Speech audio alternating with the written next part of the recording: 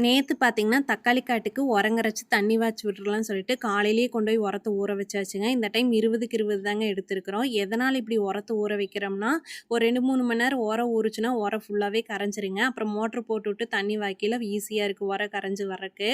அம்மாவ உரங்கரைக்க சொல்லிட்டு, நானே தண்ணி திருப்பறக்க ஆரம்பிச்சுட்டேங்க. நாங்க உரங்கரைக்கிற ட்ரம்ல கீழ அப்பா பார்த்தீங்கன்னா, கேட் வால் சொட்டு நீர் கேட் வால் ஃபிட் பண்ணி வச்சிருக்கிறாங்க. நாங்க வேணுங்கிற அளவுக்கு அட்ஜஸ்ட் பண்ணிக்கலாம். உரமே எல்லா பாத்தியிலயுமே பார்த்தீங்கன்னா, எல்லாம் ஈவனா வரக்கு ஆரம்பிச்சுரும். இப்ப பார்த்தீங்கன்னா, தக்காளி காட்டுக்கே 4 கலர் 2 உரமாச்சுங்க. இது காய் புடிச்சு வரையில பாக்ஸே ரூ. 60 ரூ. 70க்கு வந்துரும். பெருசா எந்த ஒரு லாபமுமே இருக்காதுங்க. இருந்தாலும் ரிப்பீட்டடா இதே வெள்ளாம தான் செய்வாங்க. இந்த டைம் எவ்வளோக்கு விக்குதுன்னு பார்ப்போம். நிலன் குட்டிக்குமே செம ஜாலியா தண்ணீல விளையாடிட்டு இருந்தானுங்க. அவன தண்ணீல விளையாட விட்டுட்டு அப்படியே நாங்களே எல்லா வேலையுமே முடிச்சுட்டோம். அப்புறம் வீட்டு செலவுக்கு வேண்டி கொஞ்சம் வெங்காயம், மிளகாய் எல்லாமே நட்டுக்கிறேங்க. சரி அதுக்குமே சேர உரத்த கரைச்சு விட்டுறலாம்னு சொல்லிட்டு வெங்காய காட்டுக்குமே திருப்பி விட்டாச்சு.